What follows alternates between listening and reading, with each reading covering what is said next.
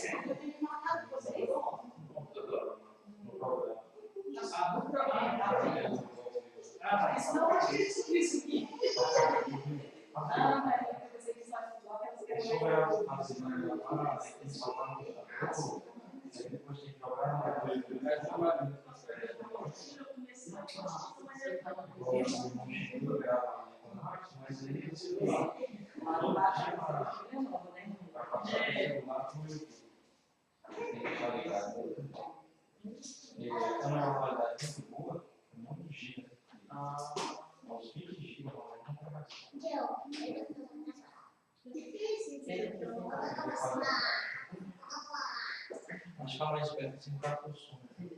Não é tudo.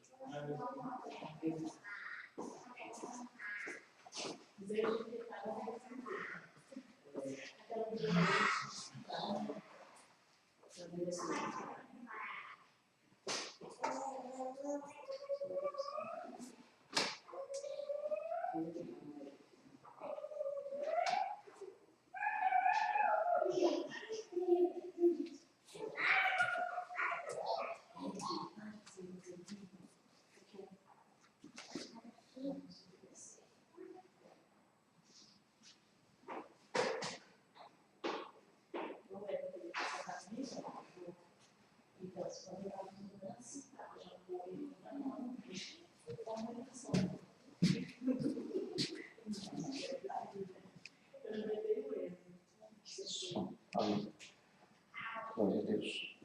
Pai do Senhor, irmãos. né? Hoje, muita gente combinou de faltar hoje. Muita gente não pôde vir hoje, infelizmente. Mas não vamos dar início ao estudo em nome de Jesus. Que Deus venha nos abençoar, nos ensinar, nos capacitar para a glória do seu nome. Vou colocar a câmera aqui bem pertinho para ver se o áudio está melhor. A gravação fica um pouco ruim. Vou deixar pertinho aqui para ver se sai melhor. E quem Deus venha abençoar também quem venha assistir. É sempre eu passo para o YouTube depois e sempre tem acesso de muita gente assistindo o culto, a mensagem, principalmente a mensagem. Às vezes o louvor não dá para escutar direito, mas a mensagem dá para escutar melhor. Vamos ficar de pé, vamos fazer uma oração. Vamos pedir que o Senhor venha nos abençoar. A gente vai gastar um tempo aqui no estudo de Romanos, é uma carta grande, né? São muitos capítulos, são 16 capítulos. Vai gastar um tempinho aqui, mas não tem problema. O negócio é aprender, né? Não o tempo que a gente vai gastar. Vamos tentar aprender alguma coisa aqui e tentar aplicar na nossa vida hoje. Em nome de Jesus, vamos orar. Senhor nosso Deus, nosso Pai, nós te agradecemos por esse dia, te agradecemos por esta oportunidade de estarmos aqui na Tua casa, na Tua presença, ó Deus, para aprender a Tua palavra nesta noite. Pedimos, Senhor, que o Senhor nos perdoe, nos purifique, ó Deus, tira, Senhor, de nós toda e qualquer condenação, toda e qualquer culpa, tudo aquilo, Senhor, que te desagrada, tudo aquilo que entristeça o Teu Espírito Santo, tudo aquilo que afasta a Tua presença, Senhor. Ó Deus, repreenda e tira nesta hora, Pai, pelo poder que é no sangue de Jesus Cristo, o Teu Filho. Nos ajude a viver a cada dia segundo a Tua palavra. Ó Deus, sermos não meros ouvintes, Senhor, mas praticantes de tudo que nós temos aprendido. Em nome de Jesus, nos ajude, Pai, porque somos seres humanos, erramos tanto ainda, Senhor, mas nós queremos viver para a Tua glória, queremos acertar, queremos nos corrigir a cada dia e queremos ser um canal, Senhor, para levar essa mensagem ao coração daqueles que ainda não conhecem, aqueles que estão vivendo sem Deus. No nome de Jesus, nós entregamos nas Tuas mãos nossas vidas. E o Senhor tome, Senhor, aqueles que estão, ó Deus, trabalhando, aqueles que estão, Senhor, agora enfermos. Em nome de Jesus, Pai, que o Senhor possa dar cura, que o Senhor possa, ó Deus, abençoar, que o Teu povo possa estar mais aqui na quinta-feira no estudo bíblico, para a glória do Teu nome, Senhor. Não queremos errar. A palavra diz que o Teu povo erra por falta de conhecimento. Meu Deus, queremos Te conhecer, Senhor, a não errar, em nome de Jesus, Pai. Toma nas Tuas mãos, repreenda todo o mal e abençoe as nossas vidas através do conhecimento da Tua palavra. Nós oramos e já Te agradecemos por tudo, no nome de Jesus. Amém. E graças a Deus. Aleluia. Glória a Deus. Os irmãos podem tomar o seu lugar. Vamos ler Romanos capítulo 1, versículo 16 e 17. Vamos começar aqui para nós entrarmos em alguns detalhes do livro. Romanos 1, 16 e 17.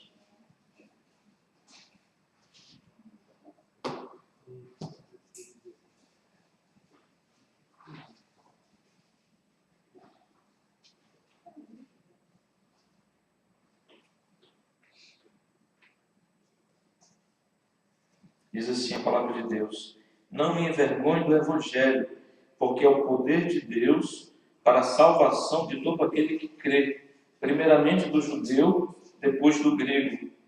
Porque no Evangelho é revelada a justiça de Deus, uma justiça que do princípio ao fim é pela fé, como está escrito: o justo viverá pela fé. Amém. Glória a Deus. No versículo 17 aqui, nós já temos o tema principal do livro de Romanos, que é a justiça de Deus. Então, os irmãos, se quiserem, podem marcar aí. Talvez na sua Bíblia de estudo já mostre lá no começo. As Bíblias de estudo têm uma introdução ao livro, e a maioria delas vai dizer isso.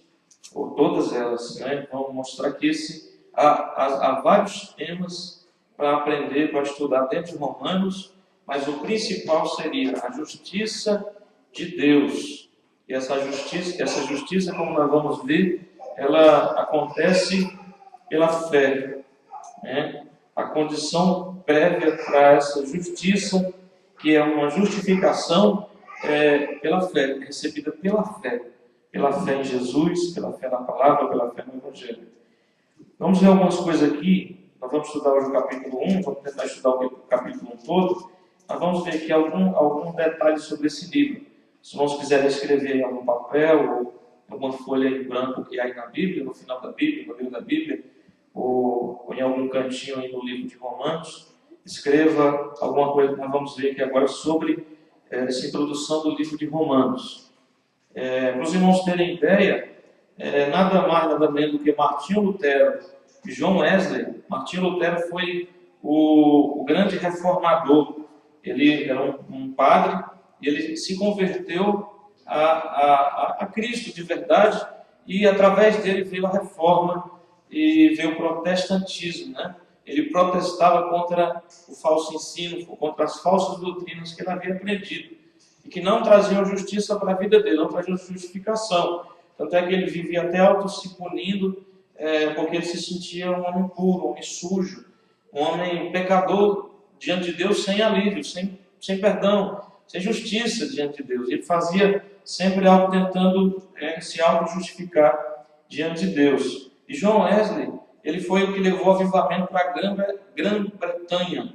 Ele foi o grande avivalista para a Grã-Bretanha. E foi muito importante na história da igreja. Foi fundador de vários segmentos do cristianismo, né? Como a igreja wesleyana, a igreja presbiteriana, algumas dessas denominações de mais de 200 anos atrás, ele foi participante da fundação delas. E foi um grande avivalista no seu tempo, a Grã-Bretanha. E esses dois homens, irmãos, tanto Martinho Lutero quanto John Wesley, eles se converteram, eles tiveram um verdadeiro encontro com Cristo através do estudo e da leitura do livro de Romanos. Eles eram leitores da Bíblia, eles eram pessoas assim que já buscavam a Deus de uma forma errada. Eles desejavam Deus, buscavam a Deus, mas eles não encontravam com Deus porque eles estavam buscando da forma errada. E eles tiveram um verdadeiro encontro com Deus, uma verdadeira conversão através da leitura e do entendimento do que Deus revela no livro de Romanos. É uma coisa assim, o livro é um pouquinho complexo, tem que pensar, tem que analisar, tem que ligar uma coisa com a outra. Muitas vezes Paulo, que é o escritor de Romanos, ele vai fazer referência ao Antigo Testamento. Nós vamos tentar ver algumas coisas aqui. E ele vai bater nessa tecla, a justiça de Deus. A justiça de Deus, através do Evangelho de Cristo, através da fé. Né? E a necessidade, essa justiça de Deus, que é dividida na justiça que justifica e na justiça que também pune o culpado, né? Que não quer a justificação única e exclusivamente através daquele que Deus proveu, que é Jesus, através do Evangelho. Então, é muito importante para a igreja o livro de Romanos. A gente chama de livro, mas que na época foi uma carta. Ele escreveu essa carta para a igreja que estava em Roma. Então, já passando para os irmãos. Então, veja como é tremendo, irmãos. Esses dois homens de Deus, dois homens importantes na história da igreja, tiveram um real encontro com Deus através do estudo profundo do livro de Romanos. Eu creio que muita coisa também vai ser melhorada na nossa vida através do entendimento, do conhecimento do que essa carta revela. Amém? Primeira coisa que eu quero dizer para os irmãos sobre o autor, o escritor é o apóstolo Paulo. No capítulo 1, versículo 1, ele já se apresenta e saúda a igreja, faz a sua introdução. Então, não há dúvida, é o apóstolo Paulo.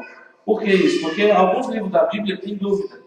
Alguns estudiosos dizem que foi fulano, outros dizem que não foi, como por exemplo o livro de Hebreus. Tem gente que tem dúvida, não se sabe ao certo quem foi o escritor, porque alguns até dizem, mas parece que foi Paulo, mas outros dizem que foi Apolo, outros dizem que pode ter sido outro apóstolo da época. Então tem alguns que não há uma certeza. O livro de Romanos é uma certeza em relação a isso. Foi o apóstolo Paulo usado pelo Espírito Santo, inspirado pelo Espírito Santo de Deus, quem escreveu a carta de Romanos à igreja em Roma. Graças a Deus, ele nem sabia, mas essa carta não era só para a igreja de Roma, era para a igreja do Senhor Jesus em todos os tempos, até o final, consumação dos séculos. A segunda coisa, a data e o lugar. A data foi provavelmente em 57 depois de Cristo. E é muito provável que ele tenha escrito essa carta em Corinto, quando ele estava em Corinto, na sua terceira viagem missionária. Então, Paulo, até então, não havia ido em Roma. O Evangelho, de alguma forma, chegou lá. A Bíblia também não mostra ao certo através de quem, mas, de alguma forma, o Evangelho chegou ali, ele formou uma igreja, e Paulo, sabendo daquela igreja que estava lá, ele escreveu para fortalecer a fé dos irmãos. E também nós vamos ver aqui que um dos propósitos principais em Paulo escrever essa carta à igreja em Roma foi preparar o caminho para uma visita que ele estava prestes a fazer a Roma. E de Roma ele pretendia ir para a Espanha. Ele pretendia também levar o Evangelho à Espanha. Ele tinha um desejo muito grande de que todos conhecessem a palavra de Deus. E ele tinha muita coisa que aquela igreja precisava receber, ouvir, aprender, né? Ele era um apóstolo assim, muito usado por Deus no ensino e nos dons do Senhor também. Então, havia muita coisa que ele poderia fazer em favor daquela igreja, em um lugar tão especial, na época, que era a capital do mundo na época. Porque Roma dominava tudo, né? Roma era os confins do mundo naquela época.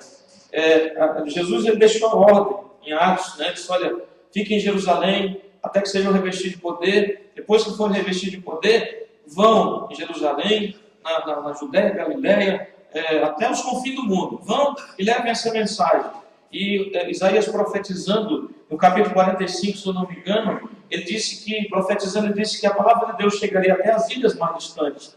Então, eles fizeram isso. Até o final do livro de Atos, na época deles, no mundo, nos confins do mundo que eles conheciam, eles levaram a palavra de Deus. Eles foram, tanto Paulo como outros apóstolos, outros crentes, que nem o nome deles é citado na Bíblia, mas nós vamos saber a história deles um dia lá no céu. Então, irmãos, um primeiro exemplo que nós já vimos na vida desse povo, o apóstolo Paulo, da igreja daquela época, que para Deus não haverão desculpas.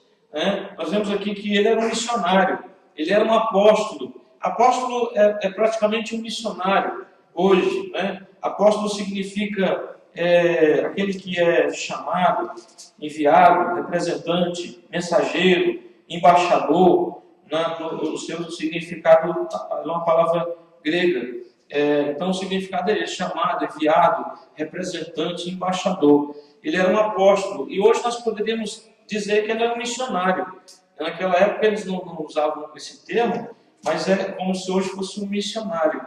Uma pessoa enviada pela igreja, como nós vimos, ele foi enviado em Atos capítulo 13, pela igreja. Ele não foi por conta própria, ele tinha um chamado de Deus, mas ele passou um tempo aprendendo, ele passou um tempo debaixo da autoridade da igreja, até que Deus direciona, o Espírito Santo direciona a igreja a enviá-lo, porque ele não poderia ficar ali preso no lugar. Ele não era um pastor local. Tem as pessoas que são designadas por Deus, chamadas por Deus, para ser um pastor local, para ser um diácono, para ser um adorador, um tocador, mas especificamente o chamado e o ministério de Paulo era para ser um missionário de Deus. Né? Só que todos nós, por mais que tenhamos um chamado específico, nós temos um chamado geral também.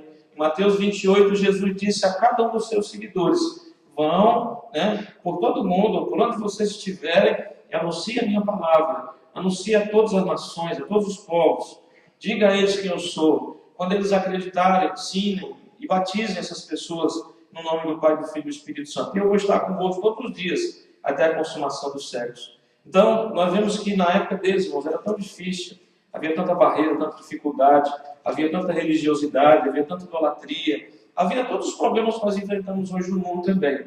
Mas eles não tinham todos os recursos que nós temos. E eles fizeram grandes coisas, eles foram longe, eles levaram a palavra de Deus até os confins da terra no seu tempo, nos seus dias, onde eles sabiam e conheciam. Eles eram impulsionados pelo Espírito Santo de Deus. E eles sentiam essa vontade, esse desejo, né, de ir cada vez mais longe, de levar o Evangelho a quem não conhecia. Isso tem que ser uma coisa que tem que haver no nosso coração também. Porque diante de Deus Ele não vai aceitar desculpas. Nós somos seres humanos, e ser humano, irmãos, é a criatura de Deus que mais sabe dar desculpa, né? A gente sempre tem uma desculpa na ponta da língua. A gente sempre tem uma explicação, a gente sempre tem uma lógica, a gente sempre tem algo para debater em relação. nós temos muita dificuldade em abaixar a cabeça e simplesmente admitir, reconhecer e dizer, não, eu estou falhando mesmo, estou errando, estou fazendo, não estou deixando a desejar, Deus, eu preciso de força, eu preciso de graça, eu não tenho sido uma boa pessoa nessa área, eu tenho falhado como um crente, um marido, uma esposa, um filho, eu não tenho estudado. Meus pais, minha obrigação é só estudar. E meus pais pagam para estudos, se esforçam para trabalhar, e eu não estou fazendo isso direito. Então, a gente tem muita dificuldade, a gente sempre tem uma explicação. A gente tem que parar com essas explicações e dizer, Deus, eis-me aqui e envia-me a mim. Igual Isaías, no capítulo 6 de Isaías, ele não apresenta desculpa. Quando ele vê a glória de Deus, e ele se vê ali desnudo diante da glória do Senhor, porque diante do homem a gente é fácil, apresenta desculpas, eu, qualquer um. Mas diante da glória de Deus, irmãos, ele se viu completamente despido da sua desculpa. E ele diz, olha Deus, eu sou um homem pecador, eu falo coisas impuras, tenho lábios impuros, habito no meio de um povo de impuros lábios, mas eis-me aqui, Senhor, eis-me aqui.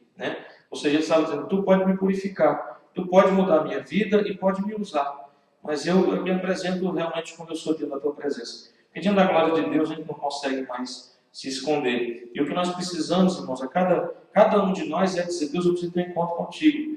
Você vê Paulo no caminho de Damasco, em Atos capítulo 9, a glória de Deus em pleno meio-dia, uma glória maior do que a glória do sol, resplandeceu. A Bíblia diz que as pessoas que estavam com ele não ouviram o que falava, mas viram aquela glória. Talvez ouviram o som de um trovão, alguma coisa assim, mas o apóstolo Paulo ouviu aquilo com voz falando com ele. Uma glória maior do que a glória do sol do meio-dia, resplandeceu ao ponto que ele ficou cego com aquela luz tão forte que ele viu. E ali ele teve um encontro com Deus, a glória de Deus se manifestou. Naquela hora ele caiu por terra toda a sabedoria de fariseu, toda aquela capacitação humana, toda aquela glória que estava sobre ele. Paulo, sendo muito novo, uns 23, 25 anos mais ou menos, ele era um dos mais sábios, ele barrava muitos fariseus mais antigos do que ele, na dedicação, na sabedoria, no conhecimento. Ele era um homem muito capacitado humanamente. Mas diante da glória de Deus, tudo aquilo caiu na hora, diante da glória do Senhor Jesus. E é uma coisa que nós temos que aprendemos com Paulo, que nós temos que dizer, Deus, eu quero ter um real encontro contigo. Eu quero ser tocado pela tua glória. Eu quero receber a tua revelação profunda. Eu não quero ser um crente comum, um crente qualquer, mais uma multidão. O Senhor me chamou para isso, eu não creio nisso. Eu quero fazer a diferença no meu tempo, eu quero influenciar, eu quero fazer algo pelo reino de Deus. Eu já fiz tanto aí pelo mundo, pelo diabo, quando ele me dominava. Tem gente que mata, que rouba, que faz miséria lá fora, assalta banco. Aí depois ele se converte, Deus vai querer uma pessoa assim, sentadinha lá no lugar? Não, Deus quer capacitar essa pessoa para que a Bíblia diz aqui em Romanos mesmo 5:20, aonde abundou o pecado, superabundante será a glória de Deus, a graça de Deus. Então, quer dizer o quê? Eu não devo só parar de fazer as coisas erradas. Se eu fazer as coisas erradas lá no mundo, agora eu devo me preparar para fazer as coisas certas, deixar de fazer as erradas, mas agora fazer as coisas certas, muito mais do que eu fazer as erradas. É por isso que às vezes a gente questiona, puxa, por que você antes pulava carnaval no mundo, agora tem vergonha até de levantar as mãos para Deus? Porque antes você bebia enchia o talo, e você cantava, você não tinha vergonha, e todo mundo ria, você estava nem aí, e agora, às vezes o Espírito Santo quer tocar na sua vida, você não permite ser embriagado pelo Espírito Santo, e nem canta para Deus, sem querer saber o que alguém está ouvindo, se está afinado, se está desafinado, mas você simplesmente abrir sua boca, cantar bem alto para Deus, com muita alegria no seu coração. Então, é isso que Deus quer. A gente não só parar de fazer o errado, mas também ser cheio da glória de Deus e fazer muito mais do que a gente fazer o errado, fazer o certo para Ele. Sem se nos envergonhar de nada, simplesmente fazendo para Ele, sem querer saber do que vão falar, do que vão questionar. Paulo era muito mal falado, Paulo era perseguido, as pessoas desejavam matá-lo, as pessoas odiavam ele, porque onde ele passava, ele influenciava, ele abria a igreja,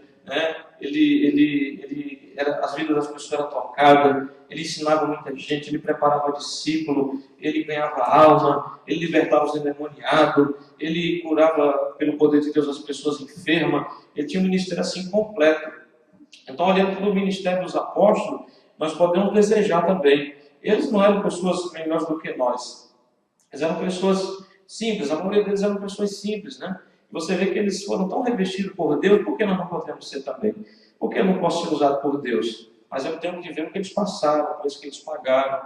Eu tenho que estar disposto a pagar esse preço também, para que a glória de Deus venha na minha vida e eu possa ser um instrumento usado nas mãos do Senhor.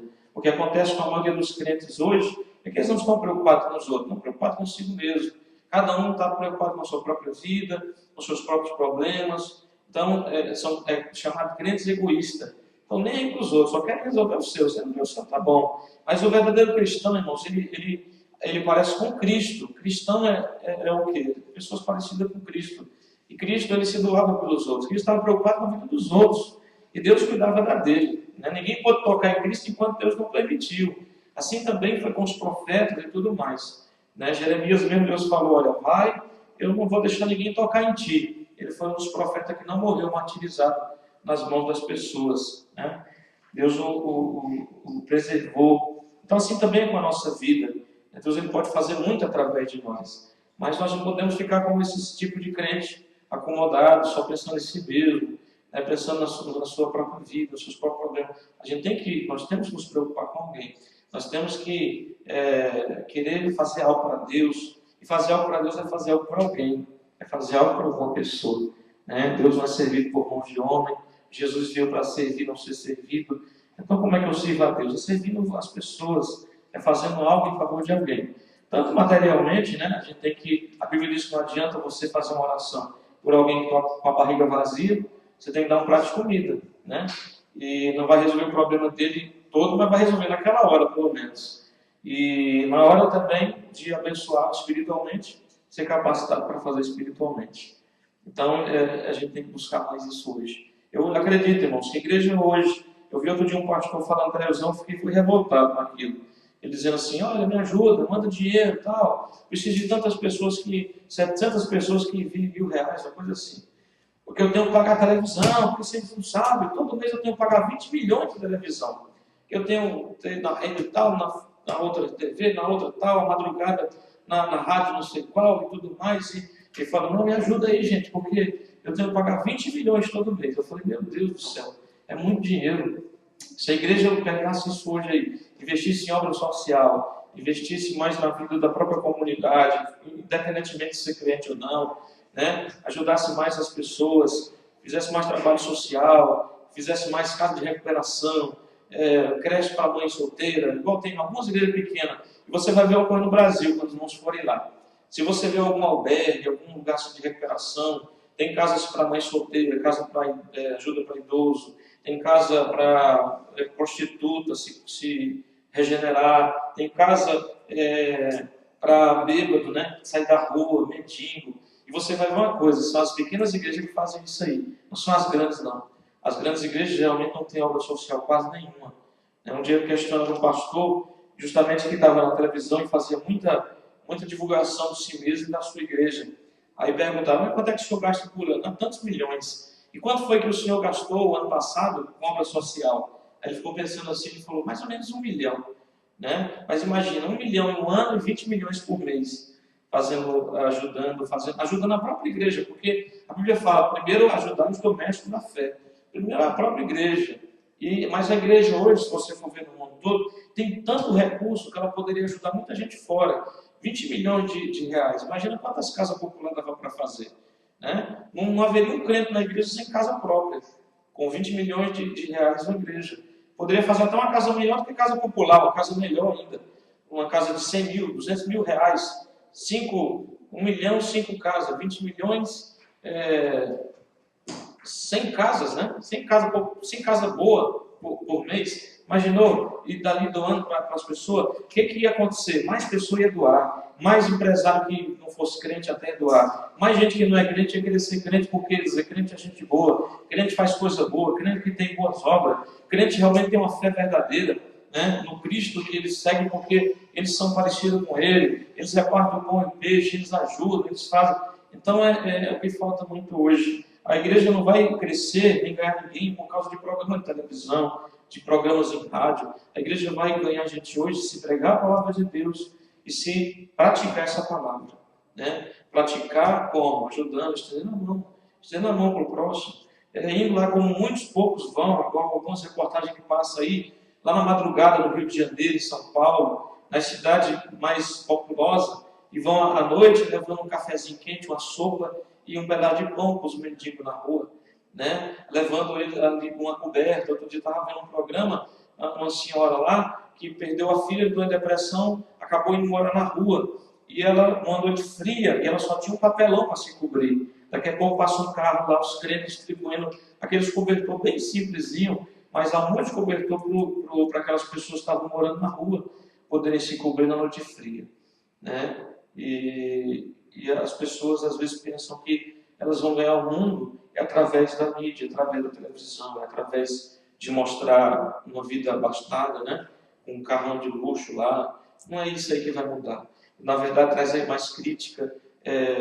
As pessoas se afastam cada vez mais da igreja, porque um dos motivos também pelos quais as pessoas se desviam é os maus exemplos, né, que existem na igreja, esses maus testemunhos dos próprios pastores. E é muito diferente, irmãos, o evangelho de hoje do evangelho de Paulo. Tem um pastor que é um pouco polêmico aí, o Ciro, esqueci o nome dele todo, Ciro alguma coisa. E ele escreveu mais um livro hoje. Ele escreveu o Evangelho, se eu não me engano, é o Evangelho que Paulo não pregaria, o Evangelho que Cristo não pregaria, uma coisa assim. Falando de hoje, do Evangelho de hoje, né? Que é pregado nas igrejas e ensinado, e ele escreveu um livro grosso falando do Evangelho que, eu não sei se é Cristo ou se é Paulo, acho que é Paulo, não pregaria hoje, né? Esse Evangelho frajudo, barato e enganador que tem sido pregado por aí afora, que é uma distorção da palavra de Deus, e até mesmo muita heresia em cima. Heresia é o que? Uma distorção, uma distorção ali que você, se não tiver um conhecimento, se não tiver uma firmeza de Deus, você segue facinho. A Bíblia diz que não fosse, se o Senhor naqueles dias não abreviasse o tempo, até os escolhidos não se salvariam. Até os escolhidos seriam enganados. Muitas vezes, porque é sutil, é uma coisa assim, uma distorção sutil. Então a pessoa pensa assim, não, realmente esse camarada aí, ele é um símbolo de sucesso, ele é um símbolo de que dá certo, né? Eu vou seguir, igual a gente vê, por exemplo, o Bispo Macedo e muitos outros aí, que têm criado tanta doutrina, e milhares e milhares de pessoas têm seguido após eles. São pessoas heréticas, são pessoas que distorcem a palavra, são pessoas que não estão preocupadas com outras pessoas, estão preocupadas consigo mesmo, em construir um reino nesse mundo. Né? E Jesus um dia destruirá esses reinos falsos, esse falso evangelho e esses obreiros da injustiça, conforme a Bíblia diz. Né? Eles estão com seus dias contados. Então, nós vamos nos espelhar mais em Paulo, vamos nos espelhar mais nos apóstolos, vamos olhar mais para a vida desses homens. Se a gente não tem referencial hoje, a gente até por um tempo olha para uma pessoa, igual eu aprendi com muitos pastores que pregam, que ensinam, em fita cassete na época, em vídeo VHS, né? Tudo que sai a gente comprava para poder ouvir e aprender alguma coisa. Hoje em dia, muita gente que eu me espelhava 15 anos atrás, 10 anos atrás, eu não aguento nem ouvir hoje, porque perdeu o foco, saiu da visão de Deus. O foco hoje é outra coisa, é fama, é crescimento, é abrir milhares de igrejas.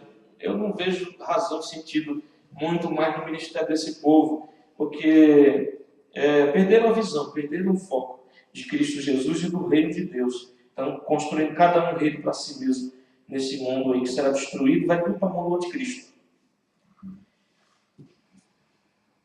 Os destinatários dessa carta, os destinatários da carta eram com certeza os membros da igreja que estava em Roma. Né? Mas uma coisa interessante é que havia alguns judeus ali, mas poucos, talvez muito poucos judeus. A maioria deles eram não judeus, não só pessoas romanas, mas pessoas que... Roma era como os Estados Unidos hoje, era como o Japão, era como a Inglaterra, né?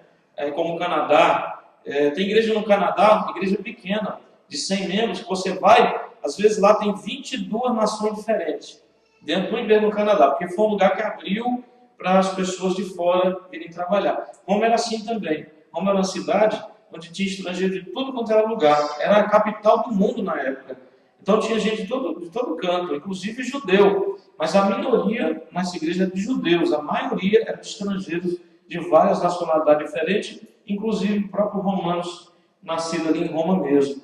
Então, eles tiveram talvez uma facilidade mais em trabalhar com eles, porque você vai ver onde tinha judeus, sempre eles causavam tumulto, questionavam o ensino, questionavam Cristo, né?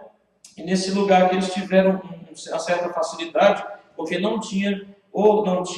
provavelmente tinha poucos judeus nessa igreja que estava se formando. O tema principal, como eu já disse para os irmãos, é a justiça de Deus, né? Ele vem apresentar outras coisas mais nós vamos vendo, mas o principal é isso, a justiça de Deus.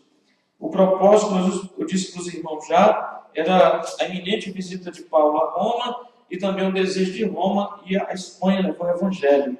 O conteúdo, eu só vou ler aqui para os irmãos, diz assim: Paulo vai fazer nessa carta um retrospecto do estado espiritual de toda a humanidade. Conclui que judeus e gentios igualmente são pecadores e precisam da salvação. Essa salvação foi otorgada por Deus mediante Jesus Cristo e sua obra de redenção na cruz. E a condição para receber essa salvação, essa justificação, é pela fé em Jesus. Aí você vai ver também que a carta vai terminar com um apelo aos leitores para que ponham em prática a fé cristã, tanto na igreja como no mundo. Ele termina com esse apelo. Nenhuma outra carta ele faz isso. Ele escreve, o apóstolo Paulo vai escrever 13 cartas do Novo Testamento. O Novo Testamento tem 27 livros. Só Paulo escreve 13 desses livros, a metade praticamente. E ele termina só nessa carta aqui, fazendo um apelo a que os cristãos praticassem a fé cristã, tanto na igreja como fora da igreja também, né? Porque a gente vê que isso aí é uma coisa que existe até hoje. E se ele fala isso é porque a igreja de Roma, talvez por ignorância, por ser uma igreja nova, por ser uma igreja que não tinha uma liderança tão forte, tão conhecedora ainda das Escrituras. A Escritura, na época que eles possuíam ainda, era só o Antigo Testamento, né?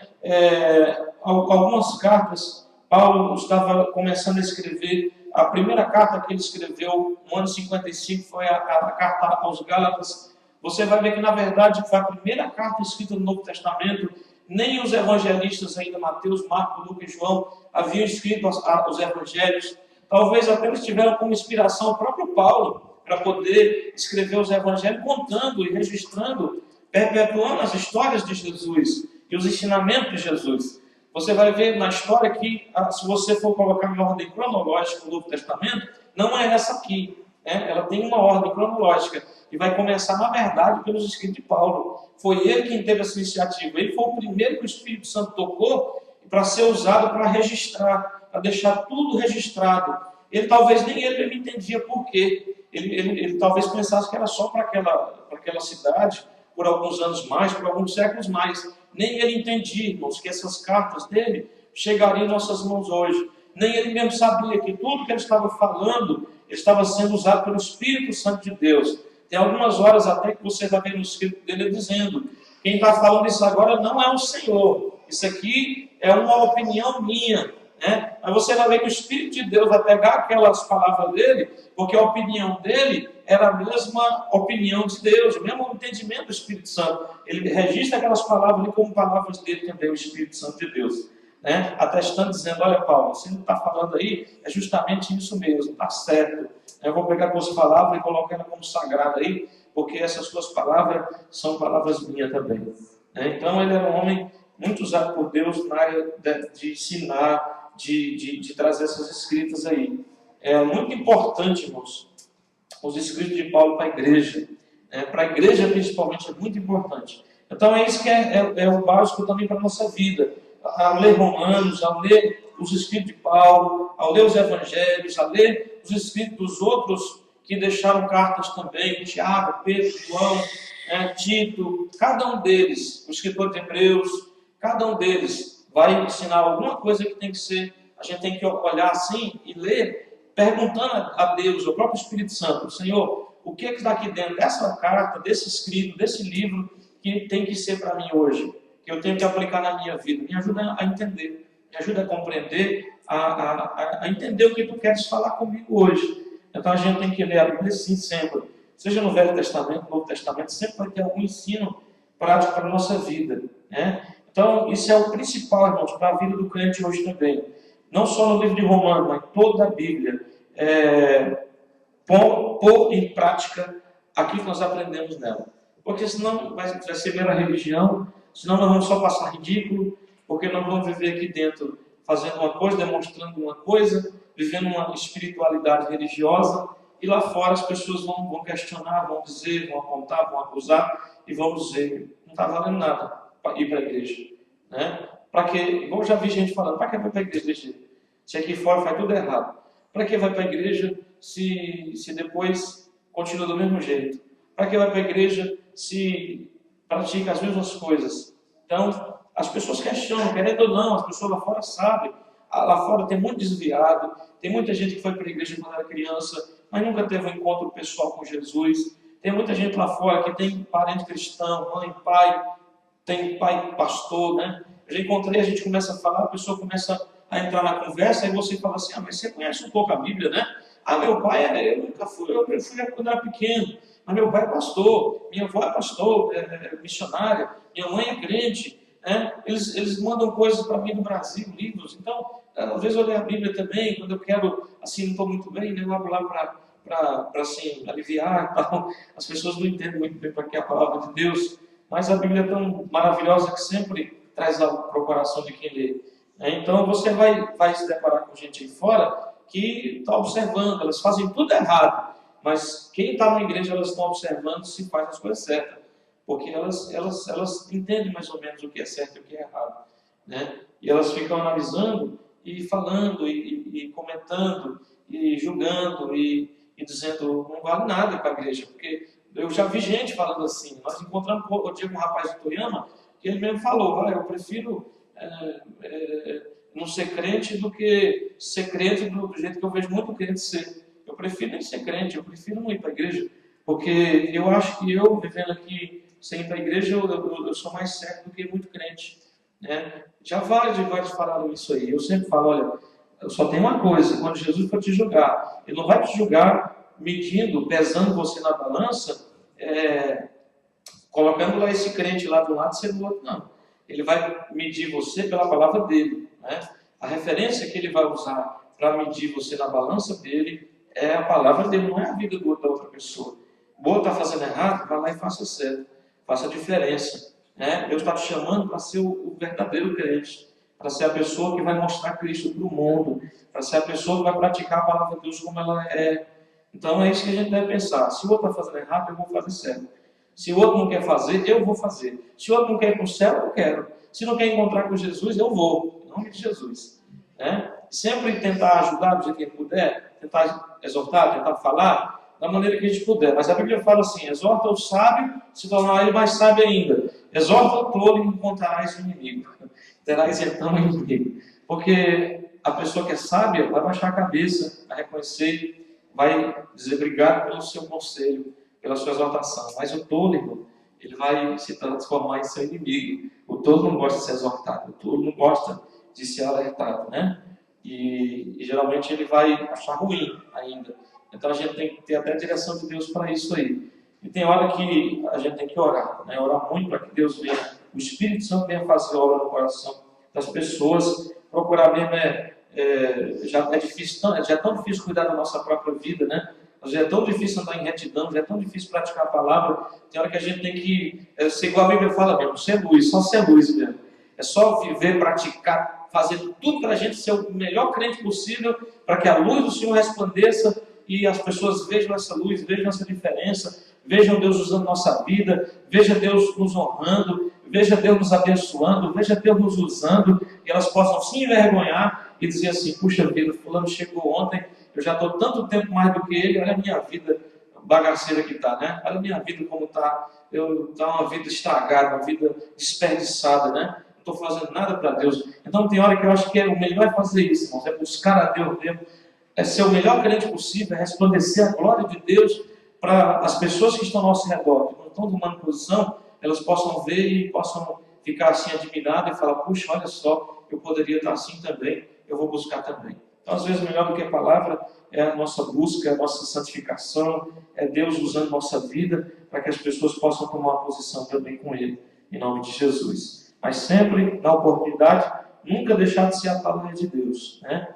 Nunca deixar de falar, de anunciar, de pregar, de, com amor, levar uma exortação, tentar tirar o nosso irmão da beira do abismo, né? Porque às vezes a gente vê uma pessoa na beira do abismo e ela mesmo não está enxergando que ela está na beira do abismo. E você vai tentar tirar ela, ela fala, não, sai para lá, você está enganado, eu não estou na beira de abismo, não. Não, fulano, você está assim, vem cá que eu quero te ajudar. Não, deixa a minha vida em paz. Aí você fez sua parte, né? Agora tem gente que passa e vê e faz de conta que não viu também. Aí vai prestar conta diante de Deus e não é bom dar conta diante de Deus na vida de ninguém, né? A não ser da nossa mesma.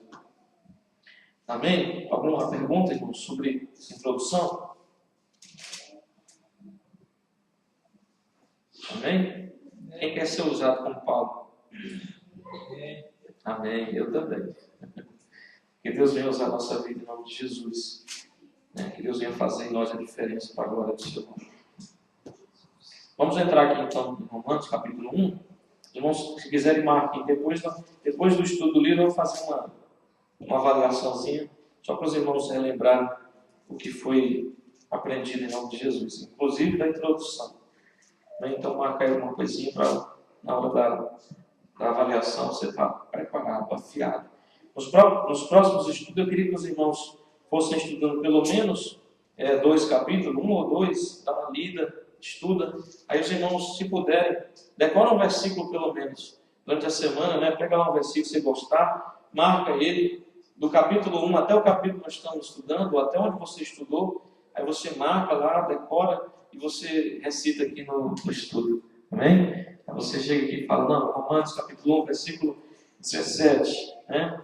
Versículo 16, não me envergonhe do Evangelho, porque é o poder de Deus para a salvação de todo aquele que nele crê, primeiramente do judeu e depois do grego. Primeiro do judeu por quê, irmãos? Depois do grego ou do gentil. Por que primeiro do judeu? Oi? Por causa dos privilégios que ele recebeu no mapa ali. Eles achavam que só por causa disso era suficiente para ser salvo sem a fé em Deus. É uma das. Por causa dos privilégios que eles receberam no mapa ali. Porque era o povo judeu. Porque era o povo escolhido, o povo de Israel, o povo judeu. Alguns irmãos mais arriscam aí alguma resposta. Por que primeiro é o judeu? Porque Jesus veio para os judeus. Por que primeiro para os judeus? Deus escolheu Israel. E Deus escolheu Israel. Primeiro para o judeu, não porque eles sejam especiais, não porque eles sejam privilegiados, não simplesmente porque eles sejam judeus, mas porque primeiro foi manifestado a eles, né? Primeiro, porque Jesus nasceu lá e começou a obra lá. Então, por isso que é primeiro para eles. Não, porque aqui no caso, Paulo Paulo quem está escrevendo, né? Então, ele diz primeiro aos judeus nesse sentido. Não que os judeus sejam melhores, ele vem mesmo falar isso aqui no capítulo 2 depois, né? Que eles não são melhores do que os outros. E o que nós vimos aqui também é que ele vai mostrar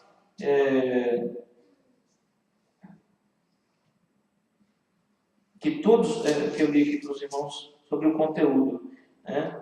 Ele aqui conclui que judeus e gentios igualmente são pecadores e precisam da salvação, né? Então ele na verdade aqui, ele mostra que todos são iguais perante Deus, judeu e gentio. Ele fala primeiro aqui nesse caso, porque primeiramente se manifestou a eles, não porque eles sejam melhores ou mais privilegiados, é porque primeiro, como Jesus nasceu em Israel, ele tinha que começar a sua missão ali, e dali os seus discípulos expandiriam para o mundo todo. Então o que Paulo está dizendo aqui como primeiro é isso. Primeiro porque primeiro foi manifestado lá, né? Depois seria levado às outras nações. Capítulo 1, versículo 1 até o 7, eu queria que o irmão Vanderlei lesse aí para nós. Romanos capítulo 1, versículo 1 ao 7 só. A boa notícia para todos. Eu, Paulo, servo de Cristo Jesus, escrevo esta carta. Deus me chamou e me separou para ser seu apóstolo, a fim de que eu anuncie a boa notícia do Evangelho de Deus.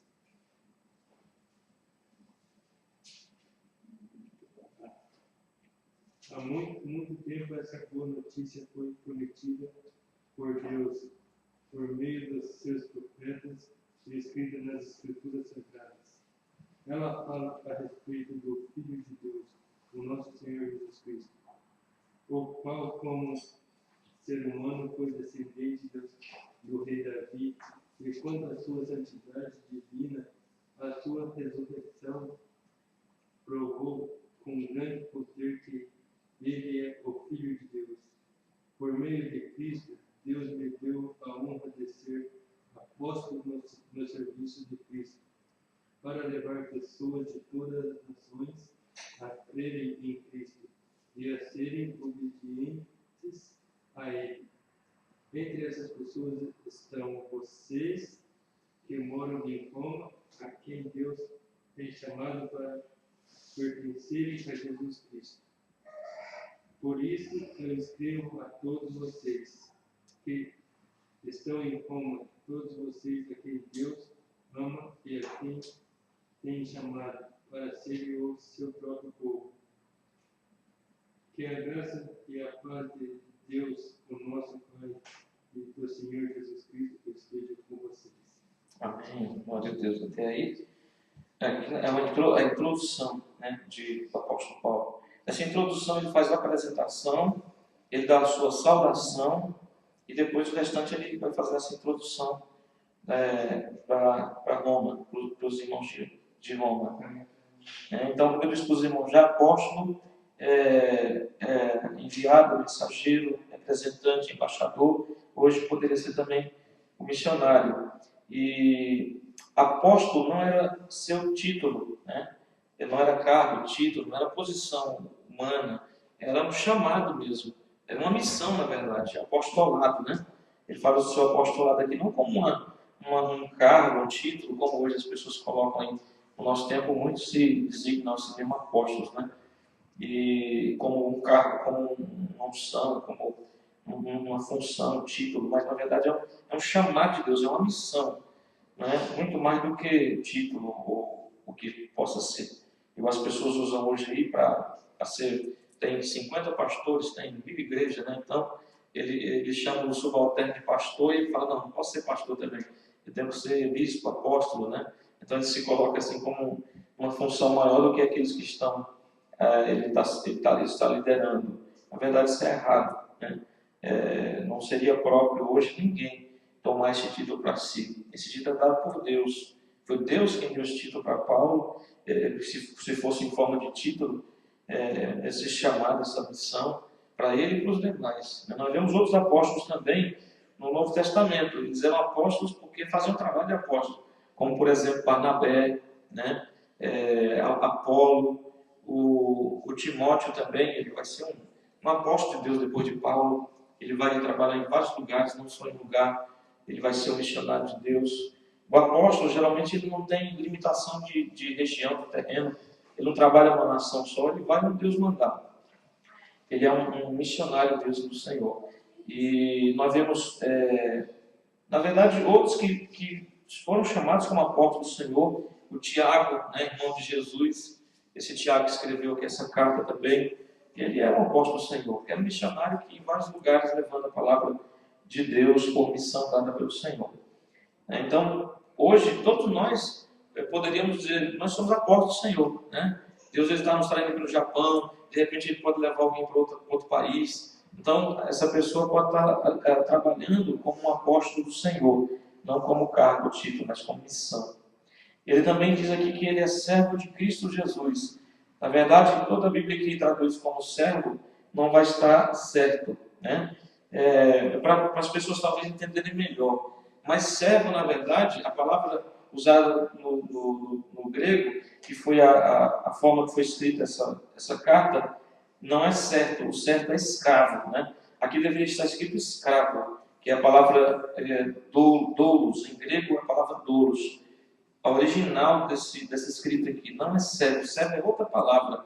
Eles colocaram assim para nós termos um entendimento melhor. Porque quando se fala em escravo, talvez eles acharam um termo muito pesado, muito assim, mas escravo é alguém subjugado. Só que a escravidão para Cristo não tem nada a ver com a escravidão para o pecado, para o mundo, para o diabo, é muito diferente. É uma escravidão voluntária, aquela escravidão que o Velho Testamento fala sobre ela. O escravo, ele poderia ser libertado de tempo em tempo. Ele, quando não queria sair da casa do seu senhor, o seu senhor furava a orelha dele, colocava lá um objeto, alguma coisa na sua orelha. Todo mundo que via falava assim: esse é um escravo permanente, um escravo que não quer ir embora da casa do Senhor. O Senhor dele é tão bom que ele não quer ir embora, ele quer permanecer sempre escravo eterno do seu Senhor. Então, nós também somos escravos de Cristo, não escravo para sofrer, mas escravo por causa do seu senhorio, que é muito melhor. E ele é justo, o Senhor é justo da nossa vida. Então, a palavra aqui, na verdade, no original é escravo, não é nem servo, né? Então, é assim que Paulo se apresenta, é assim que ele se coloca a si mesmo, como escravo do Senhor Jesus. Aqui diz assim: aquele que pertence totalmente ao seu dono, e não tem nem quer a liberdade de ir embora, ele quer permanecer com o seu dono. Então, assim somos nós também, escravos de Cristo Jesus, né? Separado para o Evangelho de Deus, o qual foi prometido por ele de antemão, por meio dos seus profetas nas Escrituras. Então, nós vemos aqui no versículo 2, que o apóstolo Paulo, ele vem revelar pelo Espírito Santo, que o Evangelho ele é muito anterior ao tempo que foi revelado. Ele já era prometido, ele já era algo que existia desde o Antigo Testamento. Existia já essas boas novas, né? De que um tempo chegaria, de que um profeta viria, de que o Filho de Deus se manifestaria. As pessoas ainda não o conheciam como Filho de Deus. E aí ele vem revelando agora o cumprimento do Velho Testamento, dizendo: olha, Cristo Jesus, através da descendência de Davi, mediante o Espírito de Santidade, foi declarado Filho de Deus com poder, pela sua ressurreição dentre os mortos, Jesus Cristo nosso Senhor. Então ele vem mostrando que aquilo que a palavra de Deus, desde o Velho Testamento anunciava, desde os profetas, há 400, 500, 600, 700, há 2.000 anos atrás, através até do próprio Moisés, há 4.000 anos atrás, dessa época aqui, hoje, 6.000 anos atrás, no tempo de Adão, né? Esse Evangelho, essas boas novas se cumprem em Cristo Jesus. Ela já vinha sendo anunciada desde o começo. Por mais que a lei foi estabelecida por um tempo, o Evangelho viria, o Evangelho se manifestaria através de Cristo. E por Evangelho, a gente não deve entender, irmão, só os 4 livros do Evangelho propriamente. Todas as promessas de Deus, toda a palavra de Deus é boas novas para nós. O Evangelho significa boas notícias, boas novas, né? E toda vez que Deus está nos exortando, nos ensinando, Ele está nos livrando do caminho errado, Ele está nos livrando do engano, está nos mostrando o caminho certo. Toda vez isso é Evangelho.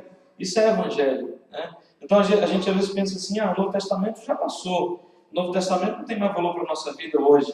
Só que tem aplicação sim na nossa vida hoje. Nós não precisamos praticar os rituais, sacrificar animal, nós não precisamos vestir aquelas roupas mais de sacerdote, nós não precisamos mais cumprir aqueles rituais como eles faziam. Mas tem muita coisa que aplica sim à nossa vida hoje. Por exemplo, os 10 mandamentos nunca foram invalidados. Eles se cumpriram em Cristo Jesus, e Jesus explicou melhor como é que pratica, né? Então, o Evangelho sempre existiu dentro da palavra de Deus, foi manifestado em Cristo, aperfeiçoado e aplicado na nossa vida, né, através de toda a palavra do Senhor. Tudo aquilo que é boa notícia para a nossa vida, inclusive a correção de Deus, porque é boa notícia, às vezes está errado, está dando um caminho errado, vem lá, a palavra de Deus nos corrige. É uma boa notícia para nós, porque nós estamos saindo do caminho errado e estamos no caminho certo. Estamos deixando desagradar a Deus, estamos passando a agradar a Deus. As promessas, né? Então, a palavra de Deus, ela se completa. Nada dela é sem valor, é sem sentido para a nossa vida hoje. Toda ela é válida, toda ela é boa para instruir, né, para nos ensinar. Toda a palavra de Deus é boa se nós soubermos aplicar na nossa vida hoje, né? Tem que saber aplicar para não criar coisas erradas. Aí ele diz depois no versículo 5, por meio dele E por causa do seu nome, do nome de Jesus, recebemos graça e apostolado para chamar dentre todas as nações um povo para a obediência que vem pela fé. E vocês também estão entre os chamados para pertencerem a Jesus Cristo. Amém? Olha que coisa maravilhosa, irmãos. Né? A minha versão, os irmãos acompanham a sua, minha versão é a versão NVI. Ela é um pouco mais fácil de entender, mas dá para juntar com a dos irmãos aí, dá para entender bem. Né? Para chamar dentre todas as nações um povo para a obediência que vem pela fé. E vocês também estão entre os chamados para pertencerem a Jesus Cristo.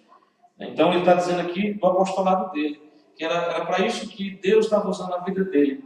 Em Cristo Jesus havia dado aquela autoridade, aquele apostolado, para que ele fosse um canal de Deus entre as nações, entre os povos, chamando todos a obedecerem ao Senhor pela fé. Né? E os romanos eram uma dessas pessoas. Então a missão de Paulo, como apóstolo, era chamar um povo para a obediência a Deus pela fé. E esse povo é a igreja. Amém?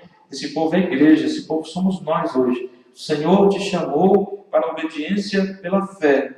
Né? E isso vai seguindo. Paulo falou, uns foram chamados através dele, a igreja foi continuando até chegar aos nossos dias. Um dia eu fui chamado para obedecer pela fé. Outro dia eu vou ser colocado por Deus para levar essa mesma fé para aqueles que ainda não obedecem, terem a oportunidade de obedecer essa fé também. E assim por diante. Né? A obra continua até a volta de Jesus. Está próxima. Amém, irmãos? Então diga assim, eu pertenço a Cristo.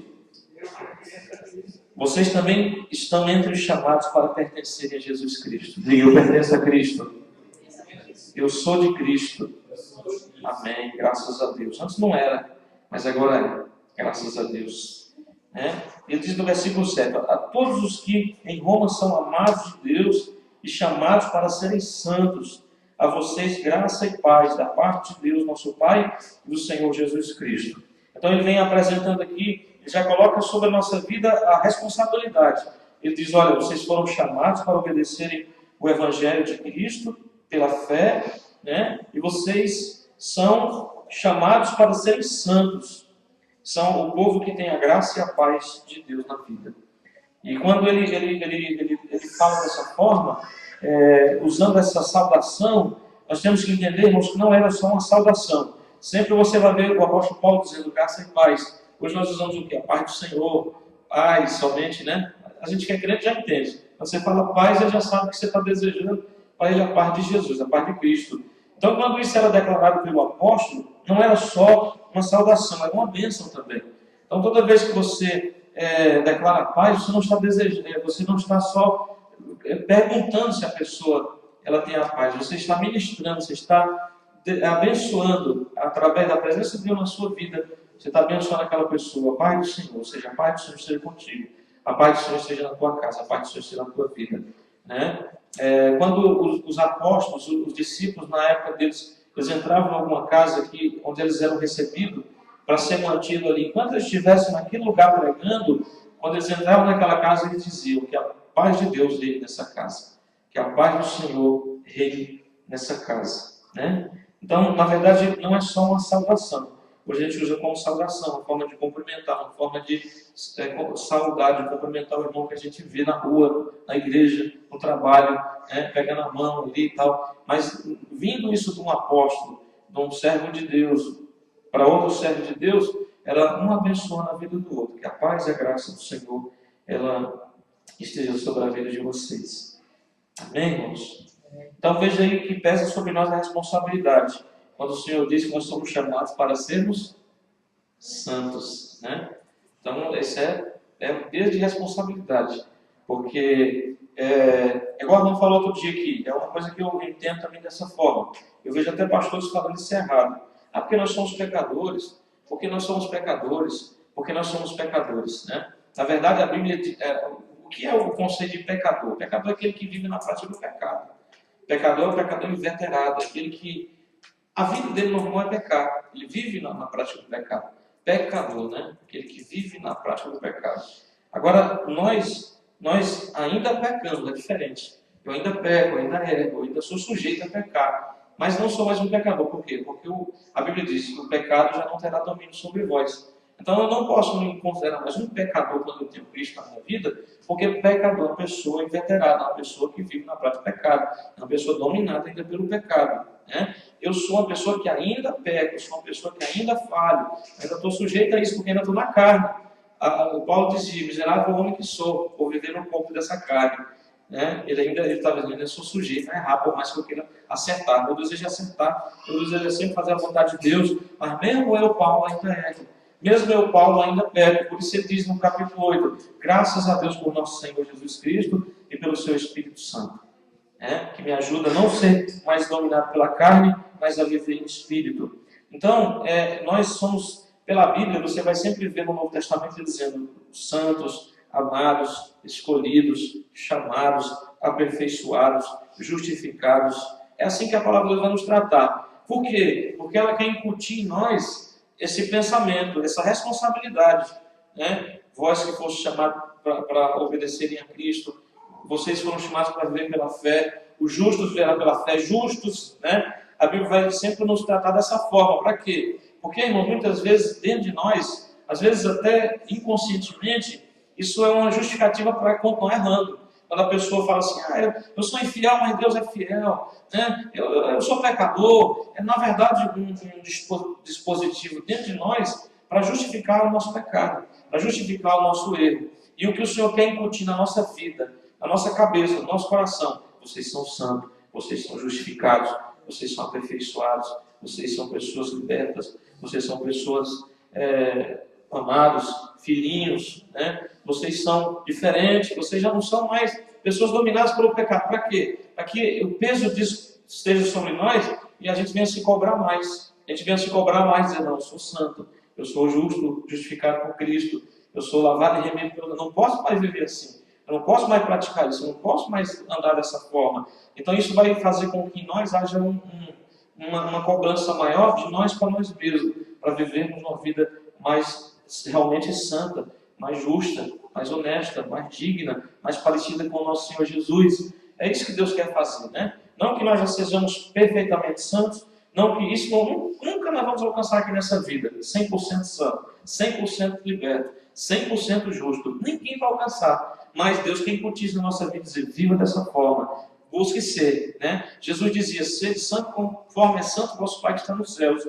Já dizia lá em Levítico capítulo 20, e Jesus repete a mesma coisa no Novo Testamento. Ele não excluiu isso, né? Nem para o povo judeu e nem para a igreja hoje. Então ele diz: olha, vivam em santificação. Santificação, a gente sabe que é nos afastar cada vez mais do mundo, nos aproximar cada vez mais de Deus, ser mais parecido com o nosso Senhor Jesus, né? Para que mais e mais Ele possa se manifestar através da nossa vida, mais e mais Seu Espírito possa habitar em nós. Quanto mais eu viver assim, mais e mais Ele vai me dar Seu poder, Sua autoridade, Sua unção, os dons do Seu Espírito Santo, a sabedoria do alto, a graça dEle, o fruto do Espírito Santo em minha vida, né? Por quê? Porque eu sou um recipiente limpo, eu sou um vaso de barro, posso quebrar facinho, mas eu sou um recipiente limpo, eu estou limpo, eu estou puro, o Espírito, eu deixei eu ser lavado, eu coloquei para fora aquilo que estava. Imagina assim um vaso, um negócio que você usa, está colocando tranqueira, coloca lá clipe, coloca grampo, coloca. Vai juntando, né? Porque tem coisa que dentro da casa da gente só serve para guardar tranqueira. Fica 1 ano, 2, 3 anos lá e você nem usa aquilo nem joga fora. E aquele vaso ali que seria um vaso poderia ter um uso para outra coisa, colocar uma flor dentro, né? Enfeitar a casa, fica servindo para recipiente para tranqueira velha, né? Coisa quebrada, lastro de cabelo, caneta velha, vai socando ali, joga aqui dentro, joga aqui dentro. Fica um vaso inútil, com um monte de coisa inútil dentro e não traz uma beleza para o ambiente. Então, poderia estar uma flor ali, poderia estar sendo usado com outro propósito muito melhor. Então, assim também é a nossa vida, às vezes, né? A gente pode ser usado com um propósito muito melhor. A Bíblia diz que nós somos vasos de barro, mas que Deus quer derramar nesse vaso de barro o óleo do seu Espírito Santo, né? A preciosidade do seu Espírito Santo nesse vaso de barro aqui. Então, o vaso é frágil, mas o que tem dentro é precioso. E Deus quer colocar essa preciosidade dentro de cada um de nós. Amém? Mas o vaso tem que ser santo, tem que ser limpo, né? É interessante que no Velho Testamento, a santidade do povo falava, inclusive, estava comentando com o irmão outro dia, até da forma deles irem no banheiro.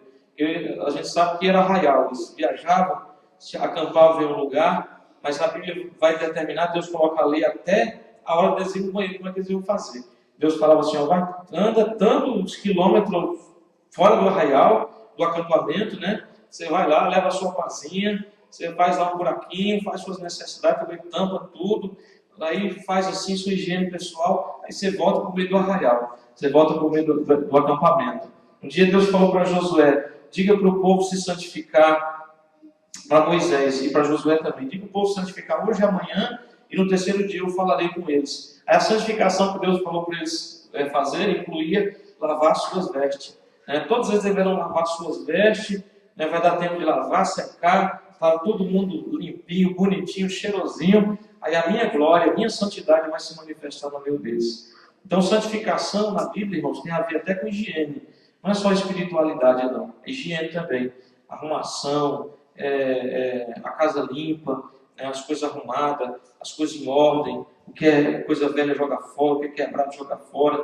E deixar tudo em ordem, as coisas limpas, o mínimo possível, né? Tem casa que, às vezes, parece que o furacão não está passando fora, está passando dentro, né?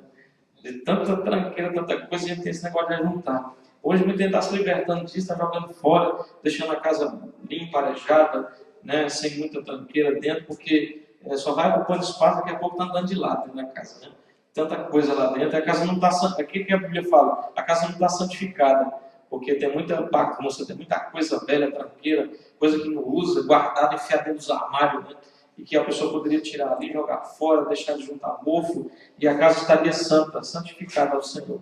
Então, santidade na Bíblia tem a ver até com higiene, com andar direitinho, arrumadinho, cheirosinho, bonitinho, porque Deus se agrada disso aí. Deus é um Deus santo, Deus é um Deus que ama a limpeza também.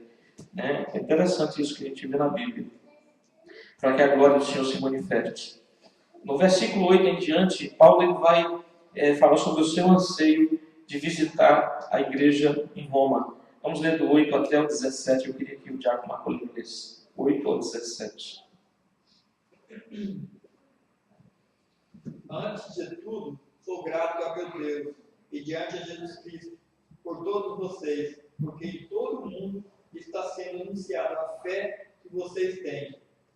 Deus é quem sirvo de todo o coração, pregando o Evangelho do seu Filho, é minha testemunha de como sempre me lembro de vocês em minhas orações e peço que agora, finalmente, pela vontade de Deus, seja-me aberto um caminho para que eu possa visitá-los.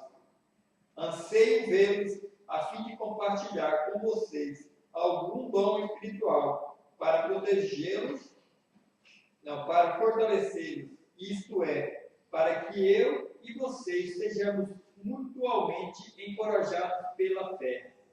Quero que vocês saibam, irmãos, que muitas vezes planejei visitá-los, mas fui impedido até agora.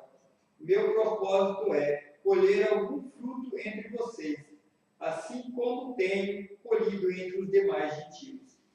Sou devedor tanto a gregos como a bárbaros, tanto a sábios como a ignorantes.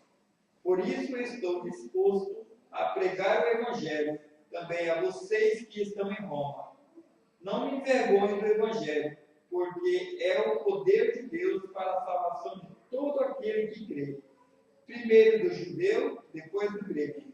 Porque no Evangelho é revelada a justiça de Deus, uma justiça que do princípio ao fim é pela fé, como está escrito: o justo viverá pela fé. Amém. Então a diferença da lei e do Evangelho é essa, que a lei ela revela a justiça, enquanto a lei só revelava o pecado, mas não dava uma solução. Ela revelava o pecado e era duro, né? Às vezes a lei mandava matar.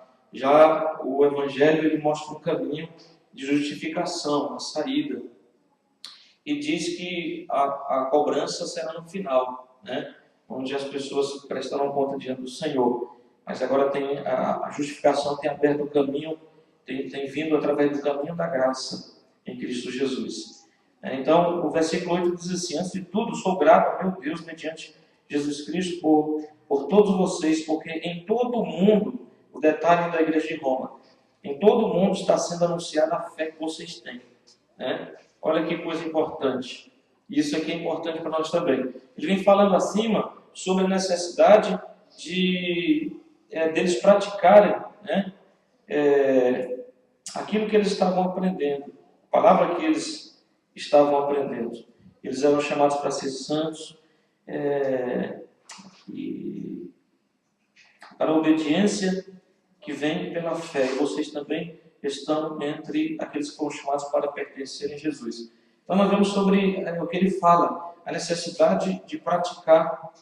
Nós vimos na introdução aqui também, no final, ele vem falando sobre a necessidade de praticar a fé cristã. E ele vai dizer que a igreja em Roma era um exemplo disso. No mundo todo, no meio das outras igrejas, era comentado como aquela igreja era fiel à fé que professava. Eles tinham esse exemplo aí que não estava só em Roma, já tinha sido saído para fora, e todos conheciam. Naquela época não tinha internet, tinha iPhone, não tinha iPod, iPad, não tinha Mercedes, não tinha nada disso aí. E mesmo assim, de boca em boca, o negócio chegou longe, né? A um ponto que Paulo, que nem imaginava que a visita dele seria preso a Roma, né? Ele acabou indo preso para lá. Ele não foi por vontade própria, ele sentia que ele ia para lá logo. Realmente, com algum tempo depois, ele foi levado lá preso. Ele foi preso uma primeira vez, ficou 2 anos preso lá, mas ele tinha certa liberdade de receber as pessoas, de pregar. Ele não era um preso encarcerado lá num cárcere no fundo do porão lá. Ele era uma pessoa que tinha uma certa liberdade, e muitas pessoas ele ganhou ali na sua prisão em Roma, na sua primeira prisão. Na primeira prisão ele acabou sendo solto por um tempo. Depois ele vai preso de novo quando ele é martirizado lá em Roma. Mas ele ansiava conhecer essa igreja por isso também. Por isso que ele falava que esperava não só levar alguma coisa, ministrar alguma coisa para eles, mas ele também esperava ser encorajado pela fé daqueles cristãos.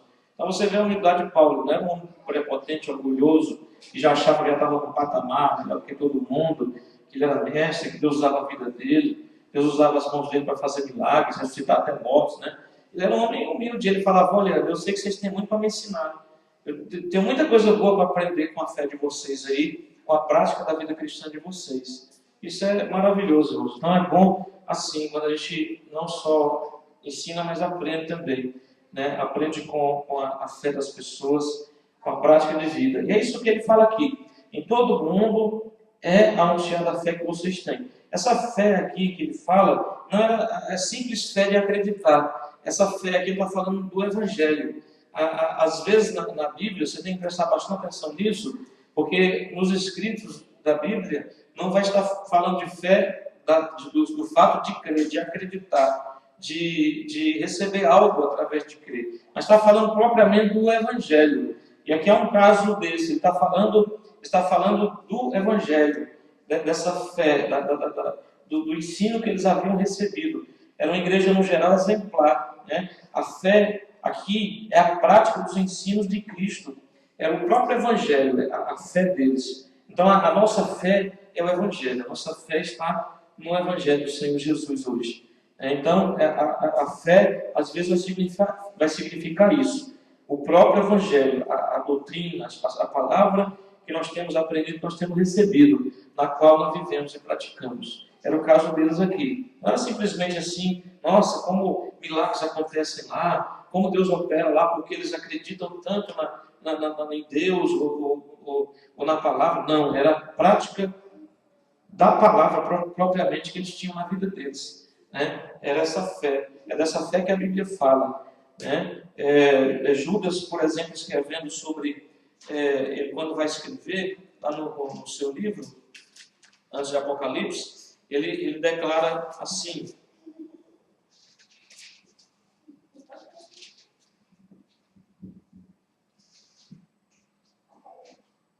no versículo 3, Judas só tem um capítulo.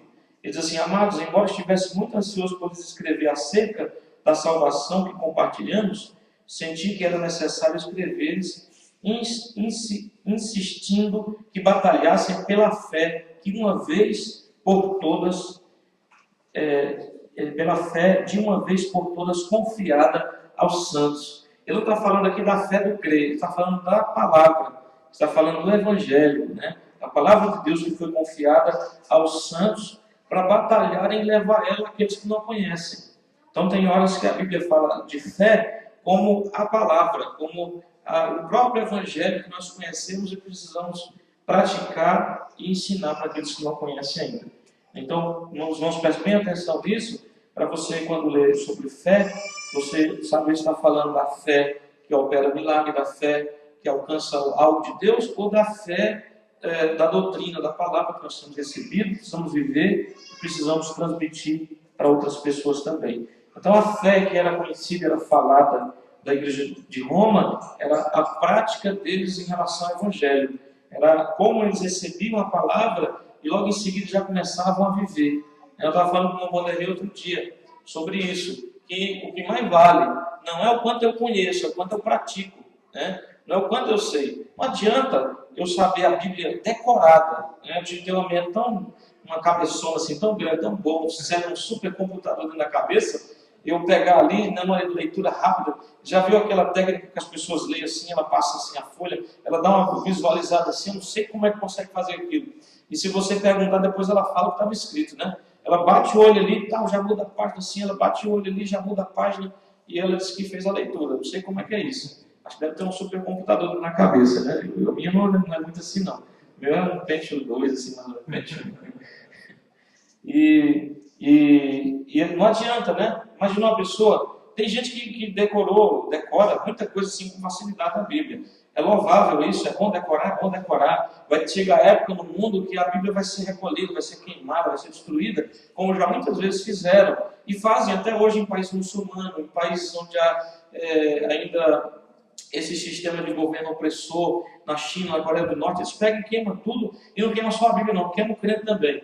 Mata, esfola, né, arranca a cabeça. Tem muito, a moda agora dos islâmicos aí, que estão revoltados com os Estados Unidos, é pegar os crentes e decapitar. Está acontecendo isso todo dia lá nesses lugares aí. Se nós forem ver a notícia, é todo dia. Eles estão explodindo igreja. Esses dias agora explodiram a igreja no Paquistão, morreu 81 crentes, tinha 500 pessoas reunidas, mataram 81 e 130 ficaram feridos. Mas matou assim, despedaçou as pessoas. 2 homens-bombas, explodiu um, depois explodiu o outro. Acabou com a igreja, acabou com tudo. Foi na hora que as pessoas estavam saindo, a reunião tinha terminado. Aí eles foram em 2 lugares, ali onde estava muita gente, e detonaram mais de muitos quilos de bomba, né? E ali acabaram com tudo. Era uma igreja tradicional, uma igreja que ainda no lugar fala até a língua original da época, o aramaico, né? E eles fizeram aquilo ali para mostrar que ele dá um aviso para os Estados Unidos. É coisa terrível. Eles estão fazendo isso, decapitando. Onde eles estão passando, estão pegando crente, eles estão decapitando só por ser. Eles dizem que todos que apoiam os Estados Unidos e todos que não são da fé islâmica. Ainda fala que uma religião dessa aí prega paz. Prega paz aonde, né? Se só ensina esse tipo de coisa. Deus tenha misericórdia dos crentes que estão nesses lugares aí, irmãos, porque a vida deles não está sendo fácil, está um inferno de guerra, de morte, de medo, né? Eles mesmo falam, nós vamos dormir, mas não conseguem dormir direito, eles não sabem se vai acordar vivo, né? De repente eles vão lá, matam a família do pastor, e é uma tristeza o que eles estão passando ali. E a gente pode sim decorar por isso, porque pode chegar um tempo em que as Bíblias sejam tomadas, e aí? Se a gente está acostumado lá com o iPhone, lá com a Bíbliazinha do iPhone, ou com um monte de Bíblia que a gente tem em casa, né? Eu acho que em casa tem mais de 20, e de repente passa ali e fala, está proibido, vamos recolher, e é proibido falar nesse Jesus, é proibido professar a fé dele, é proibido reunir em nome dele, nós estamos proibindo, a lei saiu agora e não pode mais e acabou, né? E aí, o que a gente vai fazer? A gente não vai ter mais DVD, não vai ter mais Bíblia em áudio, não vai ter mais Bíblia em iPhone, não vai ter mais Bíblia escrita. E aí? Se a gente não souber das histórias, se a gente não procurar guardar alguma coisa mesmo, pelo menos saber, né, assim mais ou menos, guardar, decorar alguma coisa, como é que vai ser para a gente? Né? Como é que vai ser para a gente? É muito difícil.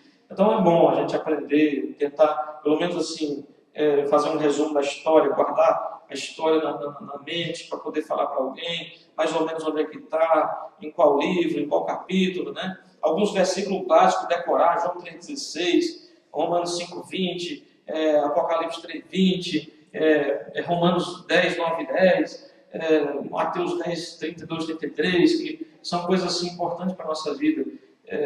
Aí a gente vai decorando, porque são fáceis, você lê, bate o olho e já lembra, porque são assim, muito importantes o que está na mensagem ali, e você guarda com facilidade. A gente hoje tem essa dificuldade, eu acho que é até uma estratégia do inimigo, para a gente ficar preguiçoso, né? Porque antigamente eu sabia o número de casas, sabia os nomes das pessoas, sabia a data de aniversário, sabia número de telefone, você ia lá no orelhão lá, você digitava tudo, ou então tinha um caderninho, né? Mas geralmente era tanto que você olhava aquele caderninho que você acabava guardando na cabeça, que era mais fácil. Hoje em dia você não sabe nem o seu próprio número do celular. A pessoa pergunta, você fala assim, espera aí que eu vou achar aqui, já te falo. A gente não sabe mais, porque parece que é uma estratégia mesmo assim, para a gente ficar cada vez mais preguiçoso, usar cada vez menos a mente. E com isso, aí vai lá e coloca um texto, aí o programa lê para você. Você só coloca o fone de ouvido, né? E aí você só escuta porque o programa lê para você. Você não precisa nem ler mais. Então você vai perdendo os hábitos e vai ficando preguiçoso e sempre mal acostumado. Aí daqui a pouco vai ler, vai querer ler um negócio, não consegue nem ler mais, porque perdeu até, não sabe mais da leitura, porque agora escuta tudo. A moda agora é audiobook, né? É os audiobook, é a Bíblia em áudio. Então é bom para certos momentos. Eu estou trabalhando, se eu posso usar, eu coloco lá e ouço.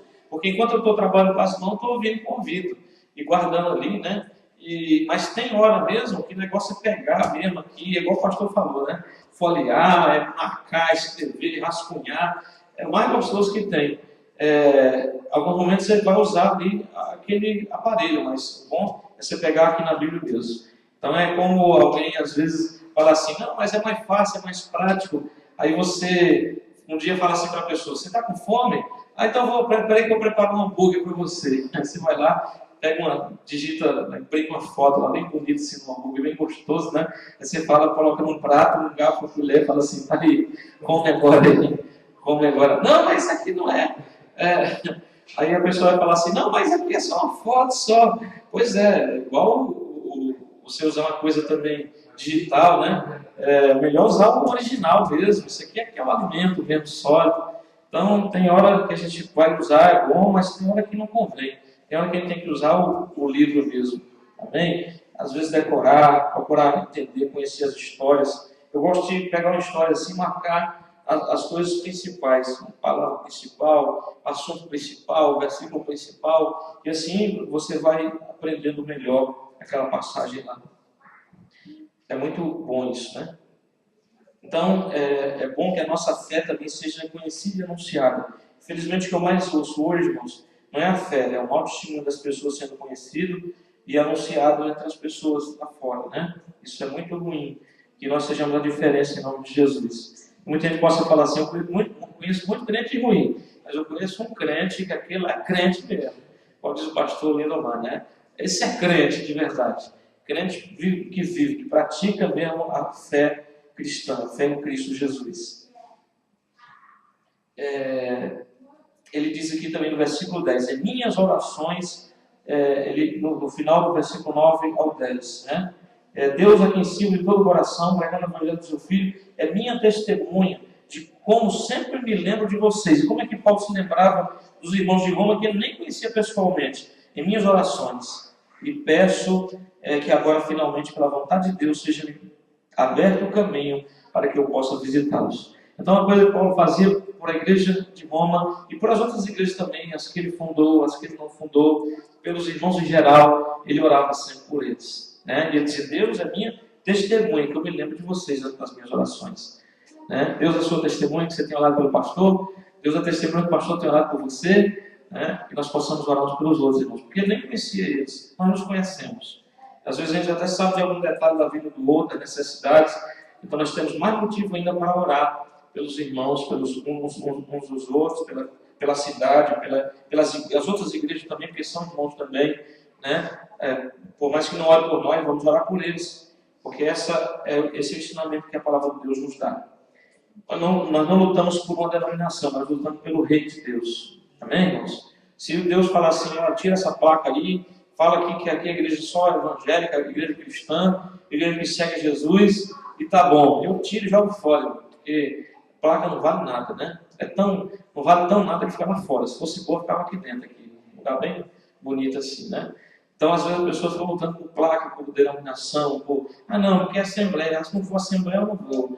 Não sei o quê, porque eu sempre fui da igreja. E o reino de Deus? Nós somos do reino de Deus. Nós trabalhamos pelo reino de Deus. Nós evangelizamos pelo reino de Deus. Nós ganhamos almas pelo reino de Deus. Eu já evangelizei muita gente aqui na cidade, que depois eu encontrei nas outras igrejas da cidade. Eu já encontrei, às vezes, até batizado. Tudo bem, fulano? Pastor, obrigado. Um dia você levou um folheto lá em casa, um CD, uma fita. Eu agora estou congregando em tal igreja, tal. Meu parente é de lá, eu tinha um amigo que era de lá. Acabei indo lá, mas olha, valeu bastante o folheto, aquele CD de música, aquela mensagem que vocês deixaram. Né? Me ajudou muito. E hoje eu estou na casa do Senhor. E eu digo glória a Deus, porque eu não trabalho por essa igreja aqui, irmãos, por esse lugar. Nós temos esse lugar porque nós temos que ter um lugar para nos encontrar, para congregar. Eu trabalho pelo reino de Deus, assim também devemos ser nós. É por isso que eu não vivo atrás de crente de outra igreja. Já veio crente aqui de outra igreja que até falou assim, pastor, porque eu estou para sair, eu estou tendo uns problemas lá. Eu falei, irmão, me perdoe, não me leve a mal, não me entenda mal, mas eu não trabalho aqui por crente de outras igrejas. Nós trabalhamos aqui para ganhar almas que não estão indo em igreja nenhuma. Vai lá, conversa com o seu pastor, se acerta com ele, vai estar tudo certo, e você vai ver que vai se encaixar as coisas, você vai ficar em paz lá no seu lugar. Não é que eu não queira que você venha para cá, não. Não, pastor, mas minha família lá tem mais ou menos umas 13 pessoas. Eu falei, irmão, eu estou dizendo, conversa, orienta lá a sua família, não fica assim não. Você já conversou com o pastor? Não, mas eu estou muito bravo lá e quero sair, não quero mais ficar, e não sei o quê. Eu falei, irmão, conversa lá, vai dar tudo certo. Aí ele foi lá e conversou com o pastor, pronto, deu tudo certo. O pastor não estava nem sabendo da insatisfação dele. Foi lá, conversou, ficou em paz, ficou lá numa boa, e serviu a Deus lá com a família, até ir para o Brasil. Eu falei, não, olha, o nosso interesse aqui não é isso não, pode ser 1, pode ser 100, pode ser 1000. Eu não estou interessado nisso não. Vai lá, conversa com o seu pastor. Se for o caso de você realmente for lá conversar, não querer ficar, conversa debaixo da bênção do seu pastor e procure, passe aqui, vá nas outras igrejas, veja onde você vai se sentir melhor. Mas não faça assim, não saia dessa forma, porque não vai ser nem um pouco bom para a sua vida. Ele foi lá, conversou com o pastor e ficou. Então eu falei, nosso interesse não é esse, a gente quer almas, quer gente nova. A gente não é pescador de aquário. A gente, se puder ajudar um irmão, se puder estender a mão. Eu já fui visitar, teve um irmão de outra igreja que estava internado com algum problema na família. Pastor, você pode vir aqui fazer uma oração aqui, dar uma ajuda para nós? Não vou, irmão, vou orar. Já fui ao hospital para orar por crente de outra igreja. Para mim não tem problema nenhum com isso. No céu só tem um lugar para a gente morar. E às vezes ainda ligava, pastor, estou indo lá na igreja, estou indo lá no hospital orar lá pelo irmão. Ele pediu para estar orando por ele. Então eu falava, irmão, avisa lá para o seu pastor lá que nós vamos lá fazer uma oração também. E só vamos orar lá e não tem problema nenhum em relação a isso aí. E ele avisou, tudo não deu problema nenhum. Porque a gente nunca está atrás de crentes para pescar no aquário dos outros, Vamos para o mar aberto, vamos por esse marzão aí, que tem peixe de tudo quanto é espécie aí desse mundo aí afora, irmãos. Pescar no aquário é fácil, Ir lá e está ali já preparadinho, prontinho, e a pessoa querer ir lá e roubar o peixe do outro. A gente não pode fazer isso nunca. Se você sabe que uma pessoa está congregando já, nunca convide ela para vir na sua igreja, a não ser que seja um culto especial, e um culto que não seja dia na igreja dela, um culto que seja de dia na igreja. E muitas vezes nós mesmos já fazemos uma carta e mandamos para o pastor. Ou ligamos para o pastor e falamos, vai ter um culto especial na igreja, e se você quiser, convida a igreja para vir. E nós já estamos fazendo 2 horas da tarde, que é para não atrapalhar o culto aí 6 horas. A pessoa vem aqui, vem, cultua, participa, 5 horas ela sai, 6 horas vai estar no culto da igreja dela. Só para ter um momento de comunhão junto com os outros irmãos. Então, eu não apoio isso, irmão. Se tem culto na minha igreja, eu não devo estar na igreja dos outros. A não ser que eu seja convidado para um casamento, que eu seja padrinho, aí sim, mesmo assim, por consideração, eu chego lá e falo, pastor, fulano, obreiro, eu estou indo lá, nesse final de semana, vai ter um casamento de um amigo meu, eu vou lá participar, amém, irmão, vai em nome de Jesus. Vai ter um batismo lá, eu vou participar, amém, Deus te abençoe. né? Mas a gente tem que ter essa sabedoria e trabalhar pelo reino de Deus, nunca por essa igreja só. Trabalhar, Deus nos colocou aqui, vamos trabalhar por aqui, mas vamos para o mar aberto, não vamos pescar na parte de ninguém. Paulo, ele fazia isso, né? Ele em busca daqueles que não conheciam e ajudava a fortalecer aqueles que já estavam em Cristo Jesus. Vamos ficar por aqui até o versículo 17, vamos devagar e com calma, para a gente ir aprendendo alguma coisa em nome de Jesus. Na semana que vem nós vamos meditar um pouco no que é a justiça de Deus. Eu separei alguns versículos aqui, nós abrimos em outras passagens da Bíblia, nós meditarmos um pouco o que é a justiça de Deus, né? Como ela se manifesta, como ela se revela. Amém? Vamos ficar de pé, que Deus abençoe os irmãos, que os irmãos possam ter aprendido alguma coisa. Se quiser traga um caderninho na próxima aula, os irmãos ir marcando alguma coisa aí. E tem muita coisa boa para a gente aprender. Em nome de Jesus, vamos devagar. Amém? Que Deus abençoe os irmãos. Amanhã tem ensaio do louvor às 8 horas. Depois, 10 horas, tem oração. No sábado, culto. No domingo, culto. Em nome de Jesus, culto do IT. Que Deus nos leve debaixo da sua paz. Senhor, obrigado por esse estudo bíblico. Nós te agradecemos, a Deus, pelas suas bênçãos sobre a nossa vida. Nós pedimos, Senhor, forças para viver a cada dia debaixo dessa justiça, sem voltar, Senhor, novamente para trás, sem nos deixar ser escravizados novamente pelo mundo, mas queremos sim ser escravos de Cristo, escravos da graça, para a glória do Teu nome nós oramos e te agradecemos. Pai, mais uma vez entregamos nas Tuas mãos, tanto aqui como lá em Comatsu, as crianças enfermas, ó Deus, as gripes, Senhor, os vírus, as bactérias, Senhor, repreendendo todo o mal, essa mudança de época, essa mudança de tempo, em nome de Jesus, Senhor, cai por terra todo mal, toda enfermidade sobre as nossas vidas, para que nós possamos estar na Tua casa, Senhor. Nós oramos e te agradecemos, leva o Teu povo em paz, em nome de Jesus. Abençoa os que estão assistindo ou que vão assistir, para a glória do Teu nome. Nós oramos e te agradecemos. Amém. Glória a Deus. Deus abençoe, irmãos. Perdão pelo pouquinho de atraso, mas que Deus te abençoe, que leve debaixo da sua paz. Amém? Cumprimente seu irmão com a paz do Senhor e diga para ele: nós somos justificados. Nós fomos justificados. Não puder, decore lá um versículo para você apresentar semana que vem. Nós fomos justificados. Nós fomos justificados. Nós pertencemos a Cristo. Nós pertencemos a Cristo. Nós somos santos. Nós somos santos. Aleluia.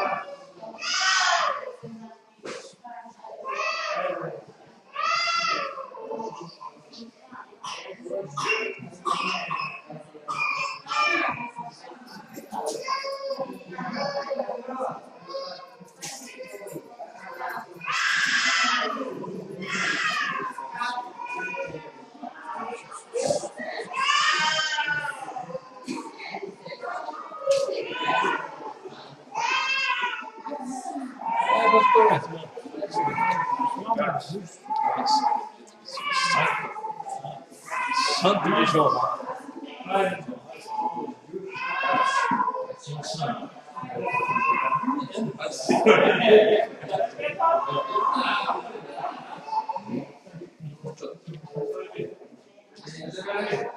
Você esqueceu de mim? Esqueceu que vamos dar um beijo, se você não der não. Aí, os filhos vão colocar debaixo. Vamos ver essa quantidade.